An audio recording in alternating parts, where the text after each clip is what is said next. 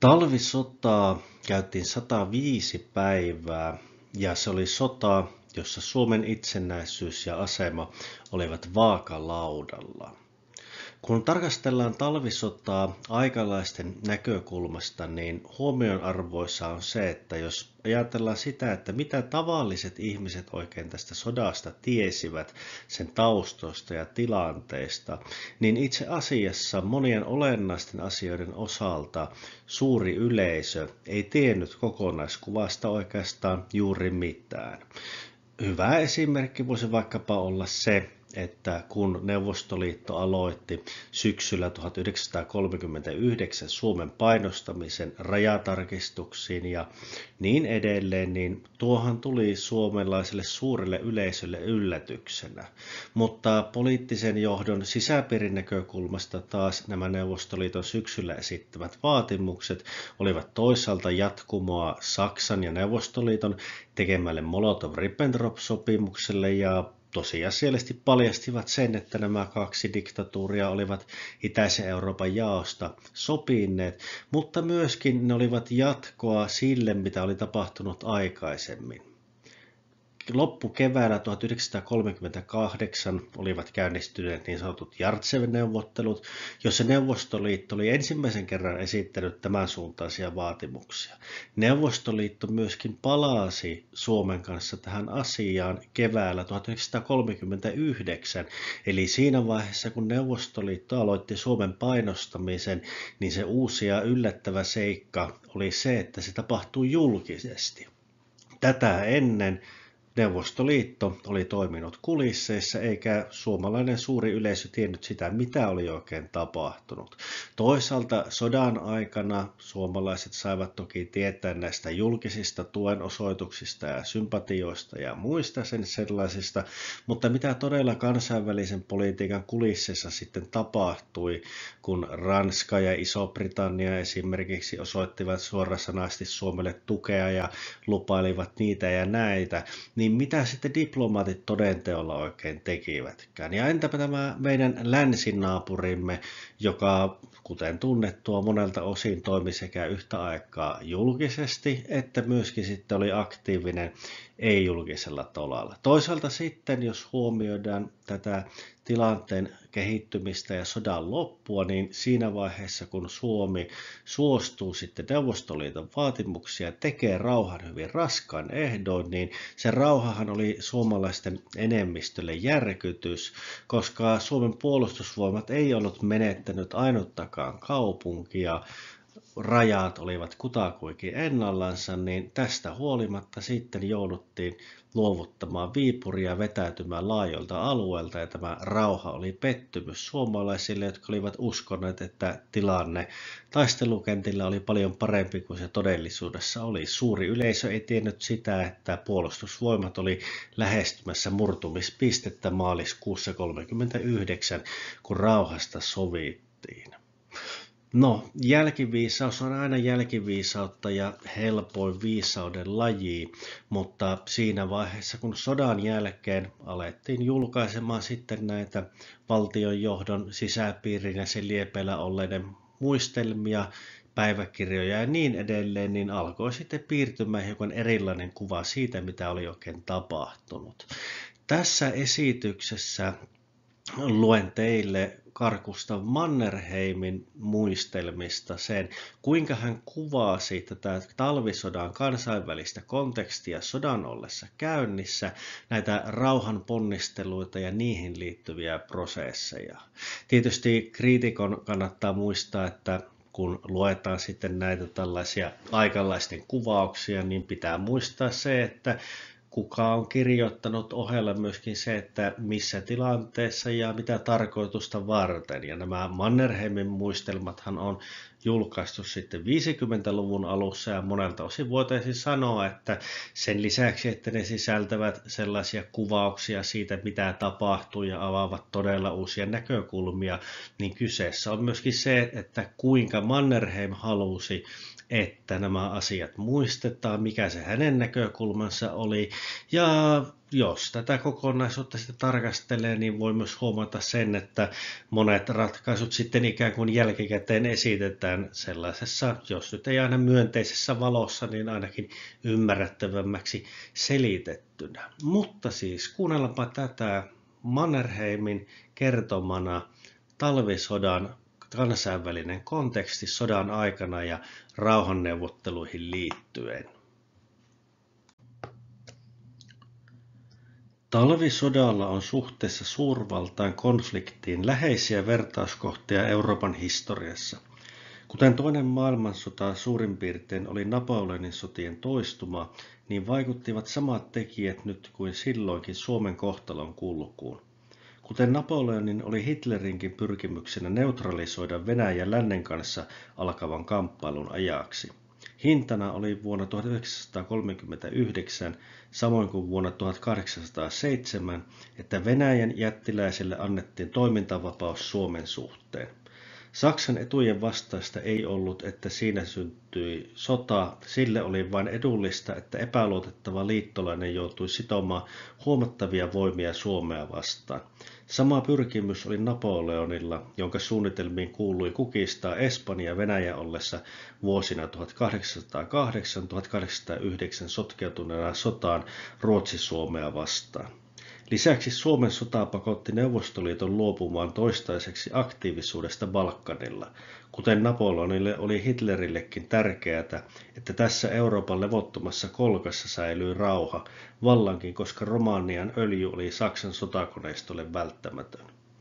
Kuten jo mainittu, talvisota edisti myös länsivaltojen etuja, jotka nyt kävivät Skandinaviassa ristiin Saksan etujen kanssa. Tämä johti kilpajuoksuun, jonka voitti nopeampi ja voimakkaampi. Ranskan ja Englannin liittouma oli sotavalmiuden suhteen paljon jäljessä saksalaisista, ja siltä puuttui yhtenäinen poliittinen ja sotilaallinen johto. Maan hyökkäyksestä kului 3 kuukautta ennen kuin länsivallat 5. helmikuuta 1940 periaatteessa päättivät antaa Suomelle sotilaallista apua, ja tämä aloite sai muodot, jotka tekivät avustussuunnitelmat riippuvaisiksi Ruotsin ja Norjan myöntymisestä läpimarssiin. Kenraali Sikorskin suunnitelma laivastomielenosoituksen suorittamisesta Petsamoa vastaan olisi toteutettuna epäilemättä lisännyt Suomen mahdollisuuksia päästä kompromissiin Neuvostoliiton kanssa. Sama vaikutus olisi ollut sillä, että avuksemme olisi lähetetty suurehko määrä lentokoneita miehistöineen. Nopea ja suhteellisen huokea keino, mutta Ranskan ja Englannin ilmavoimien suhteellinen heikkous esti sellaisen ajatuksen toteuttamisen. Jos yleinen mielipide Ranskassa ja Englannissa, ja varsinkin Ranskassa, ajoi näiden maiden hallituksia toimimaan aktiivisesti Suomen hyväksi, voitaneen sen sijaan väittää, että Tukholman ja Oslon hallitukset eivät antaneet sanottavaa merkitystä sille kansanliikkeelle, jonka Neuvostoliiton hyökkäys oli aiheuttanut. Ruotsin uuden hallituksen ryhtyessä toimeensa 13. joulukuuta 1939 lausui pääministeri Hansson, että sen politiikan tarkoituksena oli luottamuksen ja arvoannon luominen Ruotsin kansan itsenäisyys- ja puolueettomuustahtoa kohtaan. Seuraavana päivänä Skandinavian maat pidättyivät Genevessä äänestämässä, kun käsiteltiin kysymystä Neuvostoliiton erottamisesta kansainliitosta. Niiden passiivinen asenne oli omiansa yhä tehostamaan Suomen eristyneisyyttä ja heikentämään poliittisia mahdollisuuksiamme. Tarkoituksenmukaisen ulkopolitiikan ensimmäinen ja tärkein edellytys on vahva puolustuslaitos. Ruotsi oli tosin vuoden 1925 puolustusjärjestyksellä vähentänyt sotavalmiuttaan, mutta yleistilanteen jännittyminen 1930-luvulla oli aiheuttanut puolustustahdon kohenemisen tuloksena vuoden 1936 puolustusjärjestys. Se merkitsi puolustuslaitoksen huomattavaa vahvistumista ja siten myös suurempia mahdollisuuksia aktiivisen ulkopolitiikan harjoittamiseen. Toisen maailmansodan puhjetessa oli Ruotsilla puolustuslaitos, jota verrattuna siihen vaillinaisesti varustettuun armeijaan, jolla Suomi oli käytävä taisteluun, sopinee sanoa tehokkaaksi. Sen heikko kohta oli koulutus, mutta tätä puutosta korvasi ruotsalaisten hyvä fyysillinen kunto, ensiluokkainen sotakalusto ja korkeatasoinen teollisuus. Koulutustaso oli sitä paitsi nousemassa, kun noin puolet sodan aikaisista maavoimista ja eräitä nostoväen joukko-osastoja syyskuun alussa 1939 oli ollut kutsuttuna kertausharjoituksiin lyhyemmäksi tai pidemmäksi aikaa. Talvisodan syttyessä pantiin osa armeijasta liikekannalle ja tällöin sijoitettiin noin 100 000 miestä toinen armeijakunta Torniojoen länsipuolelle. Moskovan neuvottelujen aikana syksyllä 1939 Ruotsin hallitus ei ollut katsonut maansa edun vaativan tehokkaan tuen antamista Suomelle. Se ei ehkä pitänyt venäläisten vaatimuksia Ruotsin etuja uhkaavina. Sodan puhjettua ja varsinkin Moskovan tunnustettua Kuusisen hallituksen ja solmittua sen kanssa ystävyys- ja avunantosopimuksen on kuitenkin täytynyt olla selvää, että Neuvostoliitto ei tähdännyt vähempään kuin koko Suomen valloittamiseen. Bolsevisoitu Suomi olisi ollut Ruotsille niin suuri vaara, ettei voi päästää ajatuksesta, että olisi pitänyt olla Ruotsin omien etujen mukaista kaikin keinoin vastustaa Neuvostoliiton suunnitelmia. Kädessään se valtti, minkä muodostivat Pohjois-Ruotsin keskitetyt huomattavat voimat, Ruotsin hallitus olisi kenties voinut käyttää kieltä, jota Moskova olisi ymmärtänyt. Samalla olisi toinenkin diktaattori saanut ajattelemisen aihetta suunnitellessaan varmana Ruotsin passiivisuudesta hyökkäystä Norjaan. Talvisodan aikana Ruotsin hallituksen taholta kerta toisensa jälkeen väitettiin, että Ruotsi Saksan asenteen vuoksi ei voinut antaa meille aseellista apua. Tämä väite oli ytimenä hallituksen keskeisissä neuvotteluissa. Sama perustelu esitettiin Ranskan Tukholman lähettiläälle, ministeri Maugralle. Tämä tiedotti hallitukselleen, että Saksa oli Ruotsin hallitukselle ilmoittanut Suomelle annettavan julkisen avun olevan casus belli. Kaiken tapahtuneen jälkeen tuntui silloin mahdolliselta, että Kreml olisi inspiroinut Saksan painostamaan Ruotsia. Nyttemmin on kuitenkin ilmennyt, että ruotsalaisten esittämä perustelu oli pelkkä tekosyy vailla muuta pohjaa kuin löyhät olettamukset ja epämääräiset viittailut, joiden paikkansa pitävyyttä he eivät edes välittäneet tutkia. Pääministeri Hansson on itsekin eräässä 17. tammikuuta 1940 pitämässä valtiopäiväpuheessa myöntänyt, ettei Saksa ollut Ruotsia varoittanut eikä uhannut. Jos Saksa joskuskaan olisi suoraan ja virallisesti, niin kuin hän 27. helmikuuta selitti Tannerille, uhannut Ruotsia sodalla, mikäli Ruotsi sekaantuisi Suomen selkkaukseen, niin ei tätä passiiviseksi jäämisen pääperustetta varmaankaan olisi jätetty mainitsematta siinä asiakirjakokoelmassa, joka on julkaistu juuri Ruotsin hallituksen sodan aikaisen politiikan selittämiseksi ja perustelemiseksi. Sellaisesta tämä Ruotsin valkoinen kirja kuitenkaan ei tiedä mitään. Päinvastoin siitä löytyy selviä osoituksia, ettei tällaista demarkea Saksan taholta tehty. Muun muassa ilmenee, että Ruotsin Berliinin lähettiläs ministeri Richert eri kertoja tiedotti lausunnoista, jotka osoittavat toisaalta, että Ruotsin sekaantuminen Neuvostoliiton ja Suomen selkkaukseen ei olisi aiheuttanut vastatoimenpiteitä Saksan taholta, toisaalta ettei Saksa ollut koettanut vaikuttaa hillitsevästi Ruotsin hallitukseen Suomen auttamisasiassa. Oman käsityksensä Saksan asenteesta ministeri Richert ilmaisi 19. helmikuuta lähettämässään kirjeessä seuraavasti. En luule, että edes Ruotsin aktiivisen virallisen välintulon Suomen hyväksi sellaisenaan tarvitsisi aiheuttaa Saksan taholta vastatoimenpiteitä, jotka veisivät meidät suurvaltasotaan. Mikäli olen ymmärtänyt, vasta ranskalaisten tai englantilaisten joukko-osastojen olo Ruotsin tai Suomen alueella saisi Saksan vakavasti harkitsemaan väliintuloa Ruotsissa. Ne tiedot Saksan uhkauksesta, jotka Ranskan lähettiläs oli saanut Tukholmassa, mainittu Saksan ulkoministeriön julkaisu leimaa vääriksi. Sellaisia uhkauksia ei ollut tehty. Samaan on valtakunnan marsalkka Göring painokkaasti sanonut minulle. Saksan muunlainen asennoituminen olisi muuten vaikea ymmärtääkin. Tosin oli Saksan etujen mukaista, että Neuvostoliiton joukkoja oli kiinni Suomen rintamalla, mutta Saksalle olisi tuskin ollut hyötyä Suomen bolsevisoinnista, varsinkin kun se olisi merkinnyt venäläisten päässyä Tornionjokilaaksoon. vain 14 peninkulman päähän Saksalle niin tärkeistä malmikentistä. On tuskin luultavaa, että kolmas valtakunta olisi voinut rauhallisesti nähdä Pohjolan tasapainon siinä määrin järkkyvän Neuvostoliiton hyväksi. Se selonteko Ruotsin hallituksen toimenpiteistä ja kannanotoista Neuvostoliiton ja Suomen selkkauksen aikana, jonka 1. huhtikuuta 1940 antoivat valtiopäivän toisessa kamarissa pääministeri Hansson ja ensimmäisessä kamarissa ulkoministeri Günther, sisälsi seuraavan merkille pantavan selityksen. Talvisodan viimeisinä päivinä, samoin kuin aina aikaisemminkin tilaisuuden tarjoutuessa, tehtiin Ruotsin taholta yhteisymmärryksessä Suomen hallituksen kanssa yrityksiä diplomaattista tietä auttaa Suomea saamaan mahdollisimman hyvät rauhanehdot. Erityisesti tähdensimme Moskovassa, että jos Neuvostoliitto kiristäisi vaatimuksensa sellaisiksi, ettei Suomen hallitus voisi ratkaisua hyväksyä, saattaisi olla vaara, että Ruotsin yleisen mielipiteen ja länsivaltojen asenteen vuoksi vaikutukset tuntuisivat Ruotsin kannanotossa.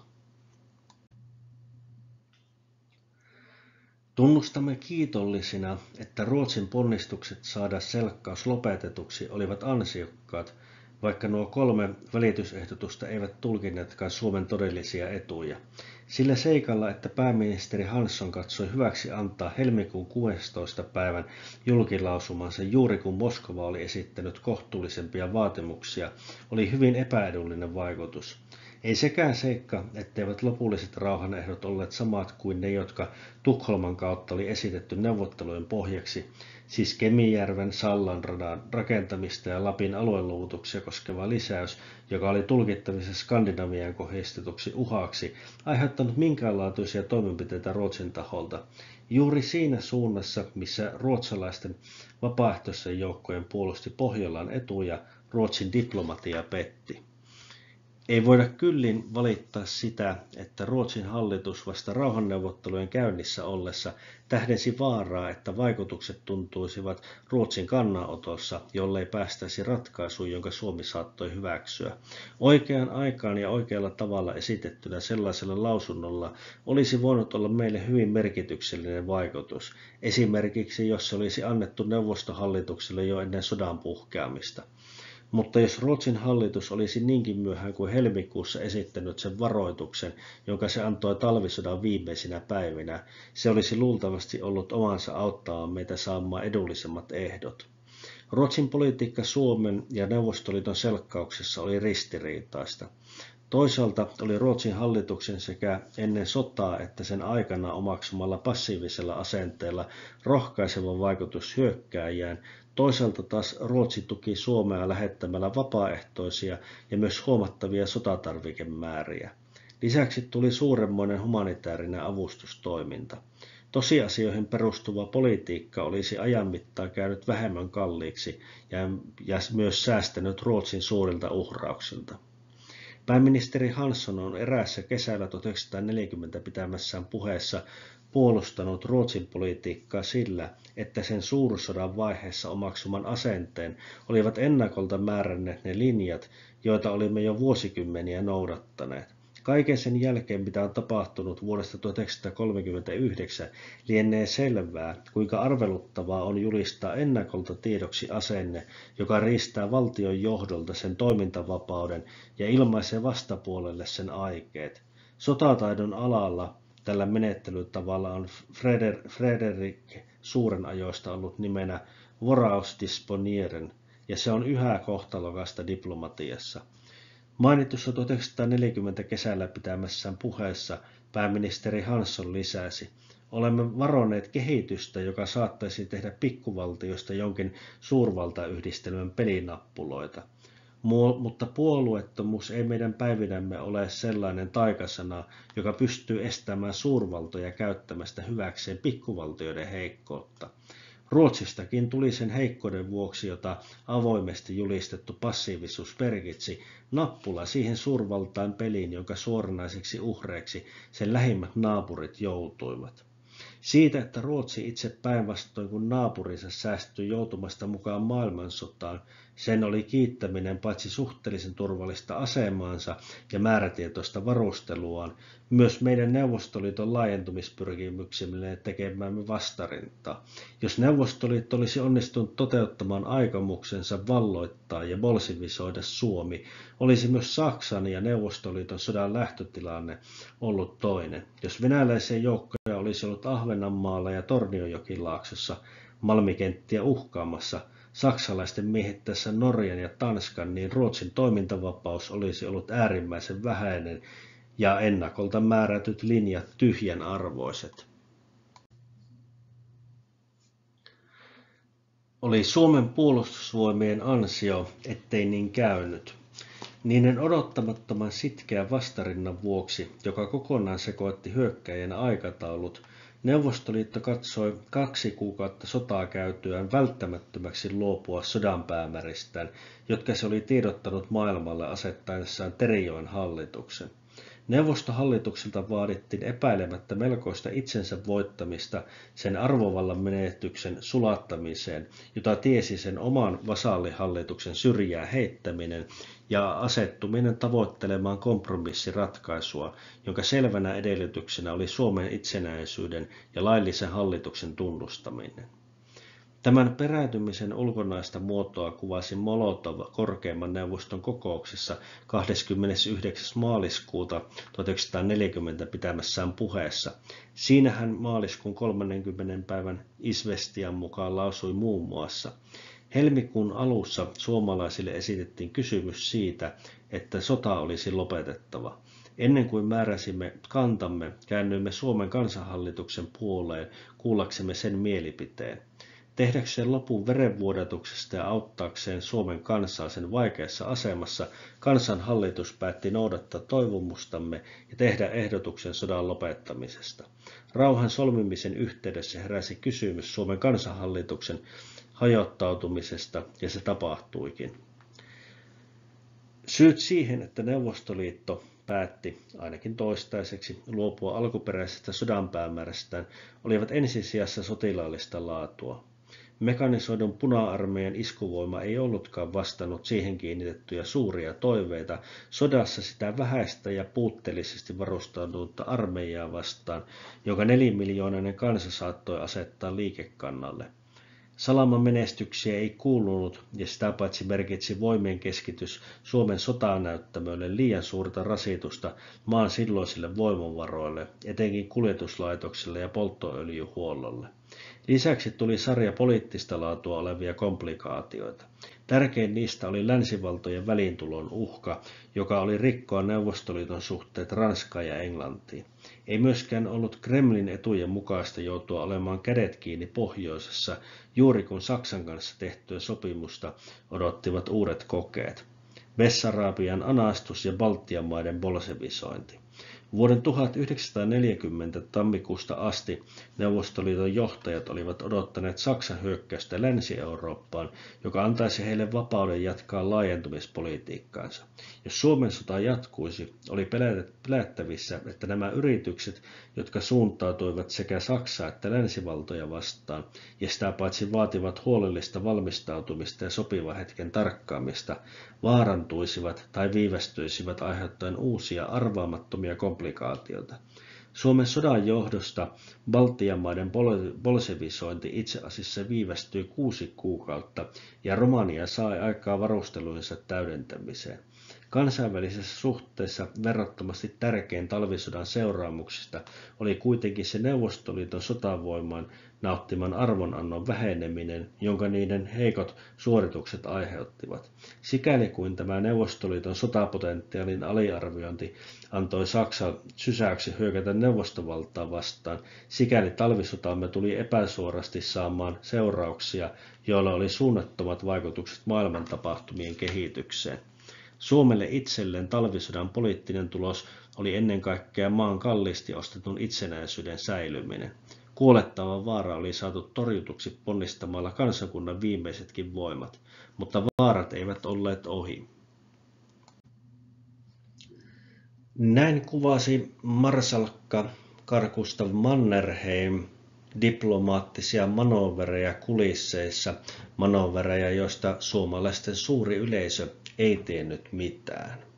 Mutta Suomen suuri yleisö tiesi sen, että maaliskuussa 1940 talvisodan päättänyt rauha solmittiin. Sen ehdot olivat suuren yleisön näkökulmasta odottamattoman ankarat ja rauha monella tavalla pettymys. Mutta kuten tiedämme, tuosta Moskovan rauhasta tuli välirauha, joka edelsi sitten Suomen näkökulmasta toisen maailmansodan seuraavaa vaihetta, jatkosotaa. Kiitoksia mielenkiinnosta. Laittakahan kanava seurantaa ja tässä sitten videoita lopuksi, jotka avaavat tätä, että miksi tämä sota nyt meni sillä tavalla kuin se oikein meni.